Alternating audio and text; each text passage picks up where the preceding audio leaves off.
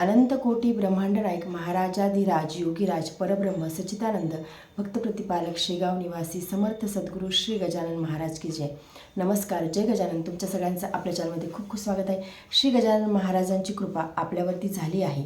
आपण असं कधी म्हणतो, म्हणजे जेव्हा काहीतरी मोठा चमत्कार होतो किंवा कुठली तरी मोठी गोष्ट होते आपल्या जीवनामध्ये, तेव्हाच आपल्याला असं वाटतं की श्री गजानन महाराजांची कृपा माझ्यावरती झाली आहे, महाराज माझ्यावरती प्रसन्न आहेत. म्हणजे कुणाला खूप मोठ्या प्रमाणामध्ये धनसंपत्ती मिळाली असेल किंवा काहीतरी अडचण असेल खूप मोठी, ती दूर झाली असेल किंवा कुणाचं कर्ज आहे ते मुक्त झाले असेल किंवा काही अन्य ज्या गोष्टी आहेत त्या जर का झाल्या असेल, म्हणजे अचानक चमत्कार जर का आपल्या आयुष्यामध्ये घडला असेल किंवा कुणाच्या आयुष्यामध्ये झाला असेल, तर आपल्याला असं वाटतं की खरंच खूप मोठी कृपा महाराजांनी केली आहे किंवा महाराजांनी चमत्कार हा घडवलेला आहे. परंतु आपण रोजच्या दैनंदिन आयुष्य जगत असताना आपण बघत नाही की महाराजांची केवढी कृपा आपल्यावरती आहे. महाराज आपल्यावरती खरंच प्रसन्न आहेत, महाराज आपल्यावरती लक्ष ठेवून आहेत, हे आपल्याला तेव्हा कळत नाही. परंतु काही अशा गोष्टी आहेत ज्याचा जर का आपण खोल विचार केला तर आपल्याला कळून येईल की महाराज खरंच आपल्यासोबत आहेत, महाराजांची कृपा आपल्यावरती झालेली आहे. रोज आपण सकाळी झोपेतून उठतो, आपण सकाळचा सूर्योदय अतिशय सुंदर छान पद्धतीने बघतो, म्हणजेच महाराजांची कृपा आपल्यावरती झालेली आहे. आपण ज्या काही छोट्या छोट्या गोष्टी रोज दैनंदिन जीवनामध्ये घडत असतात, रोज आपल्या डेली लाईफमध्ये घडत असतात, आपण त्याकडे लक्ष देत नाही की महाराजांची खरंच किती कृपा आहे की आपण रोज सकाळी झोपेतून जागं होतो, अतिशय व्यवस्थितपणे आपण झोपतो, गाढ झोपतो, झोपेतून जागं होतो. त्यानंतर आपण मस्तपैकी सकाळचा चहा घेतो, नाश्ता करतो, जीवन अतिशय शांततेत चालू आहे. तर ही एक महाराजांचीच कृपा आहे. आपण जेव्हा कुठले मोठे चमत्कार बघतो, जेव्हा मोठे काहीतरी घडते जीवनामध्ये, तेव्हाच आपण असं समजतो की महाराजांनी माझ्यावरती कृपा केली आहे, अन्यथा नाही. परंतु हे आपलं चुकीचं आहे. महाराज आपल्यावरती रोज कृपा करतात. आपलं शरीर स्वस्थ आहे, निरोगी आहे, ही एक महाराजांचीच कृपा आहे. आपण श्री गजानन विजय ग्रंथामध्ये वाचलेलं आहे की पहिली संपत्ती शरीर आहे आणि दुसरा तो प्रकार धनमानाचा आहे. म्हणजे महाराजांनी आपलं शरीर स्वस्थ ठेवलं आहे, निरोगी ठेवलं आहे. रोज आपले दैनंदिन जीवनातले जे कामं आहेत, डेलीचे जे कामं आहेत, ते अतिशय आपण व्यवस्थित करत आहोत, आपल्याला काही त्रास होत नाही. म्हणजे हे महाराजांची कृपाच आहे. आपलं मन समाधानी आहे, आनंदी आहे. अगदी छोट्या छोट्या गोष्टीमध्ये आपल्याला आनंद मिळत आहे, ही एक महाराजांचीच कृपा आहे. नाहीतर करोडो रुपये जरी असले आणि मनामध्ये समाधान नसलं, मनामध्ये शांतता नसली, मनामध्ये आनंद नसला, दुसऱ्यांविषयी द्वेष असला, मत्सर जर का असला, तर मग त्या पैशाची काहीच व्हॅल्यू नाही. मग आपण करोडोच्या गाडीमध्ये फिरा किंवा अब्जूच्या बंगल्यामध्ये राहा, त्याचा काहीही अर्थ नाही. परंतु जेव्हा महाराजांची कृपा आपल्यावरती झालेली असते, तेव्हा छोट्या छोट्या गोष्टीमध्ये आपल्याला आनंद मिळायला लागतो, छोट्या छोट्या गोष्टी अतिशय सुंदर छान दिसायला लागतात. आयुष्याकडे आपण वेगळ्या नजरेने बघतो की आयुष्य खरंच किती सुंदर आहे. आपल्याला खरा जीवनाचा बोध व्हायला लागतो की खरं जीवनाचं सार काय आहे, आपण कसं जगायला हवं. म्हणजे आपल्या मनामध्ये दुसऱ्यांविषयी द्वेष नसेल, मत्सर नसेल, तर ही देखील एक महाराजांचीच कृपा आहे. आपण आपल्या मनामध्ये शांतता आहे, आपण शांततेला जास्त प्राधान्य देतो. कधी काही वादविवादाचा विषय असला तर आपण शांत बसतो, आपण हार मानतो. म्हणजे आपण 2 पावले मागे येतो, म्हणजे आपण हार मानतो असं नाही. आपल्याला कळते की खरं आयुष्य काय आहे. 2 पावले मागे जर का येत असेल तर त्यामध्ये शहाणपणा आहे. ही महाराजांचीच कृपा आहे.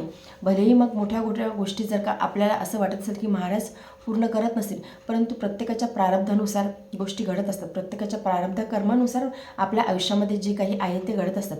परंतु जे प्रारब्ध आहे त्याची तीव्रता महाराज बिलकुल भासू देत नाही. आणि ही एक महाराजांचीच कृपा असते की जे काही प्रारब्ध जरी आपल्यासमोर येऊन उभं राहिलं तरीसुद्धा आपल्याला त्याची तीव्रता बिलकुल भासणार नाही. प्रारब्धाची देखील हिंमत नाही की आपल्यासमोर त्यांनी डोकं काढावं. जर का आपण श्री गजानन महाराजांची भक्ती अतिशय निष्ठेने, सेवेने करत असू, महाराजांचं नामस्मरण जर का आपण अत्यंत भक्तिभावाने करत असू, सतत महाराजांच्या चिंतनामध्ये जर का आपण व्यस्त असलो, तर आपलं प्रारब्ध देखील आपल्याला काहीच करणार नाही. आणि ही एक महाराजांचीच कृपा असते. आपण महाराजांच्या भक्तीमध्ये येणं, महाराजांचं नामस्मरण करणं, महाराजांची सेवा करणं, श्री गजानन विजय ग्रंथाचं पारायण करणं, हे देखील महाराजांच्या कृपेनेच होते. आपल्या म्हणण्याने काही होत नाही. म्हणजे आपण असं म्हणतो की आपण महाराजांची भक्ती करत आहोत, सेवा करत आहोत. मी श्री गजानन विजय ग्रंथाचा अध्याय रोज 1 वेळ वाचते, परंतु आपल्या म्हणण्याने काहीच होत नाही. हे महाराजच ठरवतात की आपल्याकडून काय करून घ्यायचं आहे. महाराजांचं नियोजन असते, म्हणजेच महाराजांची कृपा आपल्यावरती असते. परंतु आपण ह्या छोट्या छोट्या गोष्टी ज्या आहेत डेली लाईफमधल्या, आपण त्याकडे दुर्लक्ष करतो, मोठ्या गोष्टीच्या मागे पळतो. परंतु हे जे छोटे छोटे आनंद आहेत, ह्या छोट्या छोट्या ज्या गोष्टी आहेत, महाराजांचं जे काही आपल्यावरची प्रेमळ कृपा आहे ती आपल्या लक्षात येत नाही.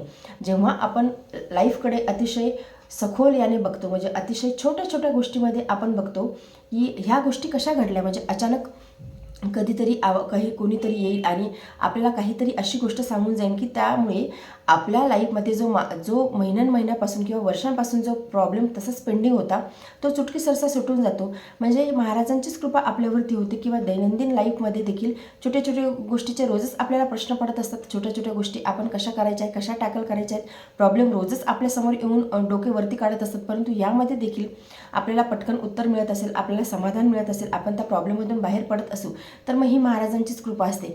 आपण त्या गोष्टीकडे कधीच लक्ष देत नाही.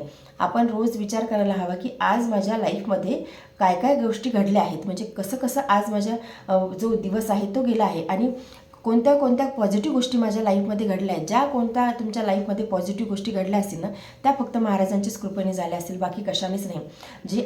जे आपण भजन करतो महाराजांचं, जे काही आपण नामस्मरण करतो, जे काही आपण सेवा करतो, त्या बळावरतीच ह्या सगळ्या गोष्टी झाल्या आहेत. म्हणजे महाराजांच्याच कृपेने ह्या सगळ्या गोष्टी झालेल्या आहेत. असंख्य लोक असे आहेत जे असमाधानी असतात. त्यांच्याकडे सगळं काही असते तरीसुद्धा ते असमाधानी असतात. ते यासाठी की अध्यात्माचं नॉलेज त्यांच्याकडे नसते किंवा महाराजांची भक्ती त्यांच्याकडे नसते. महाराजांनी त्यांच्यासाठी काहीच नियोजन करून ठेवलं नसते. आपण जी काही भक्ती करत आहोत ती आपल्या पूर्वसंकृतानुसारच होते. म्हणजे पूर्वसंकृतानुसारच आपण महाराजांची भक्ती करू शकतो. पूर्वजन्मेमध्ये काहीतरी संस्कृत संचित आपण करून ठेवले असते, त्यावेळीच आपण महाराजांची भक्ती करतो. अन्यथा कोणीच महाराजांची भक्ती करू शकत नाही. महाराजच ठरवतात की कोणत्या भक्ताला मला कधी काय द्यायचं आहे, कोणत्या भक्तावरती मला किती कृपा करायची आहे, कोणत्या भक्तावरती मला सतत नजर ठेवायची आहे, कोणत्या भक्ताचा हात मला सतत पकडून ठेवायचा आहे, हे सगळं काही महाराजच ठरवतात. आपल्या म्हणण्याने काही होत नाही. परंतु ह्या सगळ्या गोष्टी असताना देखील महाराजांची कृपा खरंच आपल्या भक्तांवरती खूप आहे. महाराज हे मुळात भक्तवत्सल आहेत. आपण छोट्या छोट्या गोष्टीचा विचार करायला हवा की ह्या छोट्या छोट्या गोष्टी माझ्या लाईफमध्ये ज्या घडतात ते महाराजांच्याच कृपेने घडतात. आपण महाराजांकडे सतत तक्रार करतो, प्रश्न विचारतो, महाराजांना म्हणतो हे असं का, ते असं का, ते असं का नाही झालं, हे माझ्या मनासारखं का नाही झालं. परंतु आपण या डेली लाईफमधल्या, डेली जीवनातल्या ज्या काही गोष्टी घडतात त्या गोष्टींकडे देखील आपण लक्ष द्यायला हवं की महाराज खरंच किती कृपाळू आहेत. महाराज हे मुळात भक्तवत्सल आहेत. महाराज हे भक्त पराधीन आहेत. महाराज ज्या भक्तांचा हात पकडतात त्या भक्तांचा हात महाराज कधी सोडत नाही. त्यामुळे आपण ह्या छोट्या छोट्या गोष्टींकडे जास्तीत जास्त लक्ष द्यायला हवं की महाराजांची कृपा आपल्यावरती होते. आणि जेव्हा आपण या छोट्या छोट्या गोष्टींकडे लक्ष देतो ना की महाराज आपल्यावरती कृपा करून आहेत किंवा महाराज माझ्यासोबत आहेत, तेव्हा आपल्या मनामध्ये आनंद द्विगुणित होतो, आपल्या मनातला आत्मविश्वास द्विगुणित होतो. महाराजांची भक्ती करण्याची आपल्याला अजून जास्त ओढ निर्माण होते. म्हणजे नाही की काही विपरीत परिस्थिती असली त्यावेळेसच आपण महाराजांची भक्ती करावी आणि आनंदामध्ये महाराजांना विसरून जावं.